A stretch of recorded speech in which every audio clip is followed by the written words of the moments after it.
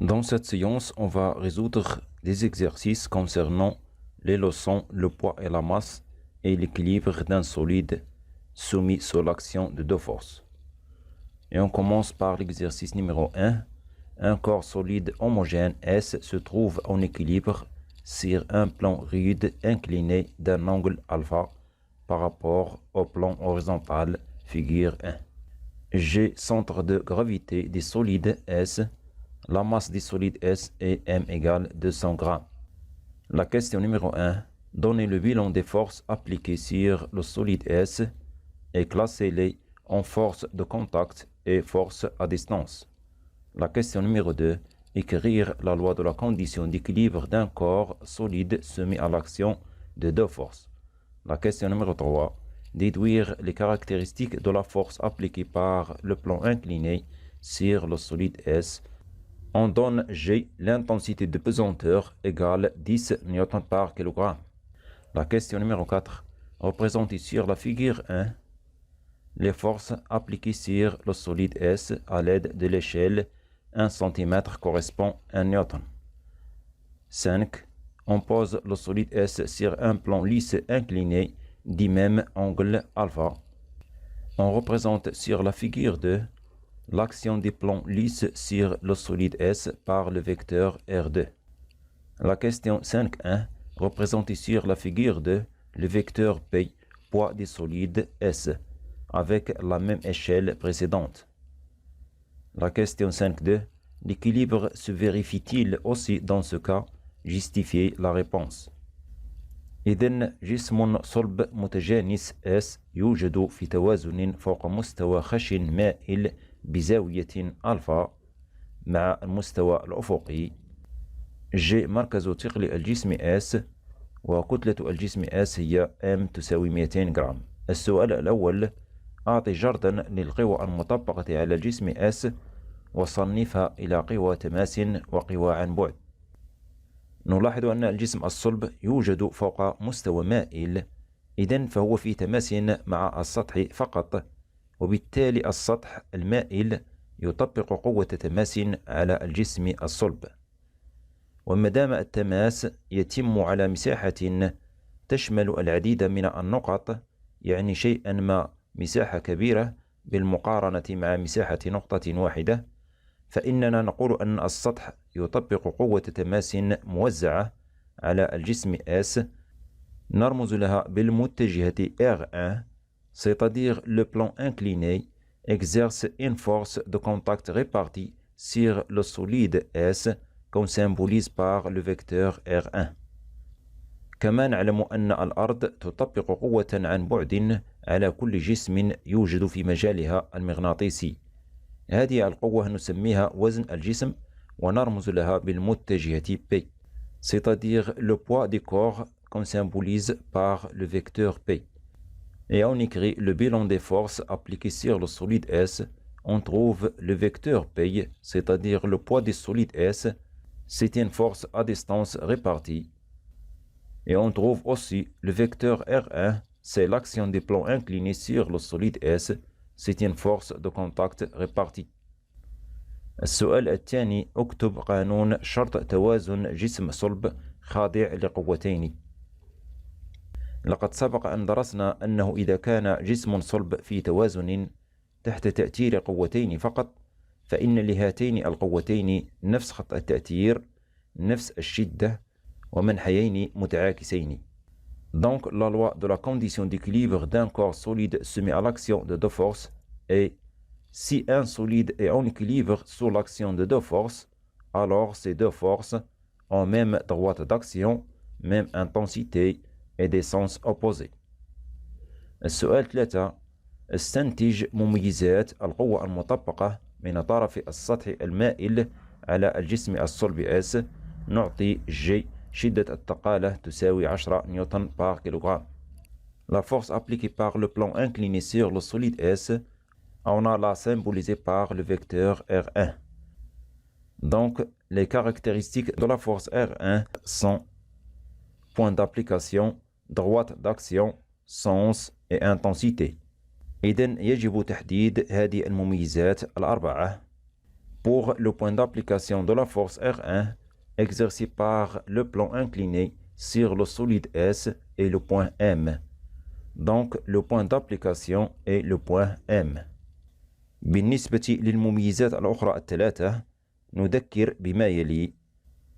بصفة عامة مميزات وزن جسم ما فهي لا تتغير باستثناء الشدة، فنقطة التأثير دائما هي النقطة G مركز ثقل الجسم، وخط التأثير دائما هو المستقيم الرأسي المار من النقطة G. أما المنحى فهو دائما من النقطة G نحو الأسفل. وبالنسبة للجسم المطروس فهو الجسم الصلب S، حيث يوجد في توازن car on a un corps solide en équilibre sur un plan ride incliné. إذن نطبق قانون توازن جسم صلب خاضع لقوتين فقط. Donc, d'après la loi de la condition d'équilibre, on dit que les deux forces P et R1 ont même droite d'action. On a la droite d'action de P, poids du solide S, et la droite verticale passant par le point G ou bien le point M. Donc aussi la droite d'action de la force R1 et la droite verticale passant par le point G ou bien le point M. Donc la droite d'action de la force R1 et la droite verticale passant par le point M, c'est-à-dire la droite GM.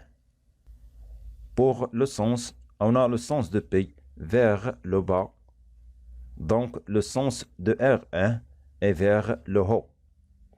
Donc le sens de la force R1 est du point M vers le haut. Pour l'intensité, les deux forces P et R1 ont même intensité. Donc R1 égale P et P égale M fois G et M égale 0,2 kg et G égale 10 N par kg. Après le calcul, on trouve 2 newtons. Donc R1 égale P égale 2 نيوتن. السؤال 4 مثل على الشكل 1 القوى المطبقة على الجسم الصلب S باستعمال السلم 1 سم يوافق 1 نيوتن. On a donc deux forces P et R à représenter sur la figure 1. Donc on représente le poids P du solide S par un vecteur tel que son origine est le point G. Sa droite d'action est la droite verticale passant par le point G. Son sens est vers le bas. Et sa longueur est à définir en comptant sur l'échelle 1 cm correspond à 1 newton. On a P égale R1 égale 2 newtons. Donc 2 newtons correspond à 2 cm. Donc la longueur du vecteur P est 2 cm. Et on représente sur la figure 1 le vecteur P. On passe à représenter la force R1, c'est-à-dire l'action des plans inclinés sur le solide S.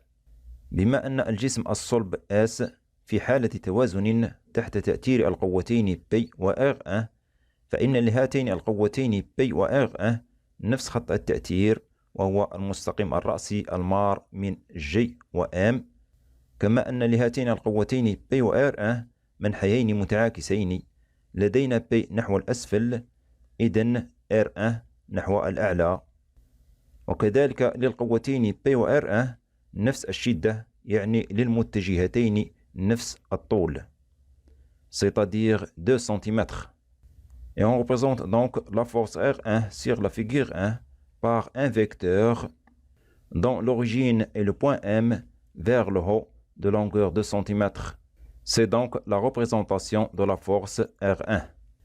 خامسا نضع الجسم الصلب فوق مستوى أملس مائل بنفس الزاوية ألفا، ونمثل على الشكل 2 القوة المطبقة من طرف السطح الأملس على الجسم الصلب S بالمتجهة R2. السؤال 5.1 مثل على الشكل 2 المتجهة P وزن الجسم الصلب S بنفس السلم السابق. بصفة عامة مميزات P وزن جسم ما فهي لا تتغير باستثناء الشدة، يعني نقطة التأثير c'est-à-dire le point d'application دائما هي G مركز ثقل الجسم. خط التأثير c'est-à-dire la droite d'action دائما هو المستقيم الرأسي المار من G. والمنحى c'est-à-dire le sens دائما من الجي نحو الأسفل، وتتغير فقط شدة الوزن من جسم لآخر ومن منطقة لأخرى. بالنسبة للجسم الصلب المدروس S شدة وزنه هي P تساوي 2 نيوتن. وبنفس السلم السابق c'est-à-dire 1 cm correspond 1 نيوتن، donc 2 نيوتن correspond aussi à 2 cm. إذن طول المتجه P هو 2 cm.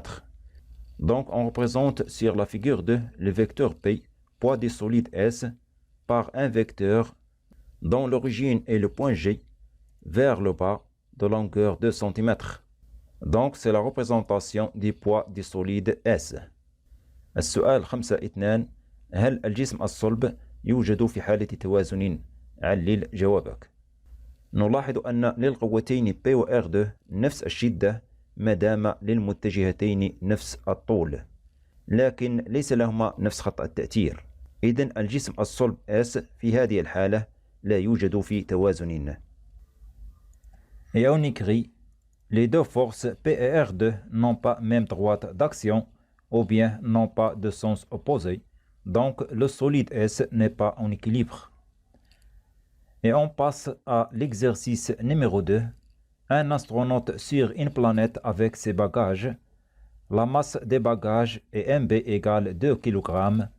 P1, l'intensité du poids des bagages, est égale à 7,4 Newton sur cette planète. On donne l'intensité de pesanteur G sur la surface de certaines planètes, telles que Mercure. L'intensité de pesanteur est 3,6 Newton par kg. Sur la surface de la Terre, l'intensité de pesanteur est 10 Newton par kg. Mars 3,7 Newton par kg. Jupiter 23,1 Newton par kg. Et la Lune 1,6 Newton par kg. La question numéro 1. Déterminez le nom de planète où il se trouve l'astronaute. La deuxième question. L'intensité de poids P2 d'astronaute et ses bagages sur la surface de la Terre est P2 égale 720 Newton. Calculez la masse d'astronaute plus ses bagages sur la Terre. La troisième question. Déterminez la masse d'astronaute MA. يعني فضائي على سطح كوكب مع أمتعته. كتلة الأمتعة هي MB تساوي 2 كيلوغرام، وشدة وزن الأمتعة هي P1 تساوي 7.4 نيوتن على سطح هذا الكوكب.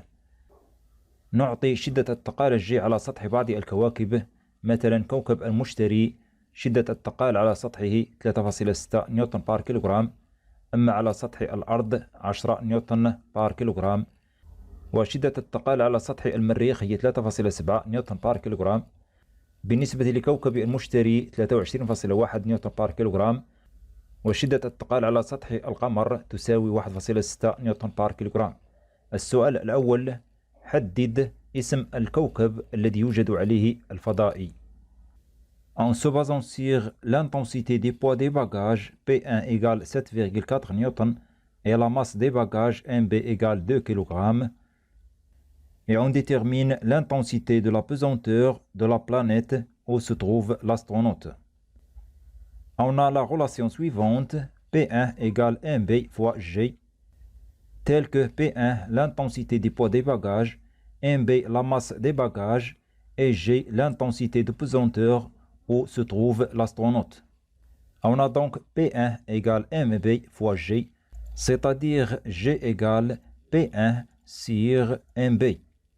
Et on remplace P1 par sa valeur 7,4 Newton et MB par sa valeur 2 kg, et on écrit G égale 7,4 Newton divisé par 2 kg, et on fait l'application numérique, on obtient 3,7 Newton par kg. Et on compare le résultat obtenu 3,7 Newton par kg avec les intensités de pesanteur données de ces planètes. On trouve que 3,7 Newton par kg correspond à l'intensité de pesanteur sur la surface de la planète Mars. Et on écrit donc l'astronaute se trouve sur la planète Mars. السؤال 2. شدة الوزن P2 بالنسبة للفضائي مع أمتعته على سطح الأرض هي P2 تساوي 720 نيوتن. احسب كتلة الفضاء وأمتعته على سطح الأرض. On utilise aussi la relation entre le poids et la masse et on écrit P2 égale MA plus V fois GT.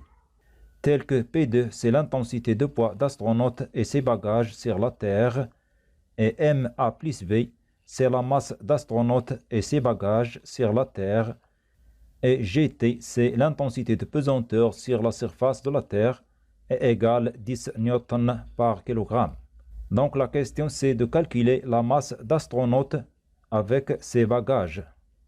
C'est-à-dire MA plus V égale P2 divisé par GT. Et on remplace P2 par sa valeur 720 newtons et GT, l'intensité de pesanteur sur la surface de la Terre, est 10 newtons par kilogramme. Et on obtient MA plus V, c'est-à-dire la masse d'astronaute et ses bagages, égale 720 newtons divisé par GT, l'intensité de pesanteur sur la surface de la Terre, est égale 10 newtons par kilogramme. Et on fait l'application numérique, on obtient la masse d'astronaute avec ses bagages égale 72 kg. السؤال 3 حدد كتلة الفضاء MA. On a la masse d'astronaute avec ses bagages égale la masse d'astronaute plus la masse des bagages. Et on veut déterminer la masse d'astronaute, donc la masse d'astronaute égale la masse d'astronaute et ses bagages moins la masse des bagages. Et on remplace la masse d'astronaute avec ses bagages égale 72 kg et la masse des bagages égale 2 kg. On obtient la masse d'astronaute égale 72 kg moins 2 kg. On fait l'application numérique et on obtient la masse d'astronaute égale 70 kg.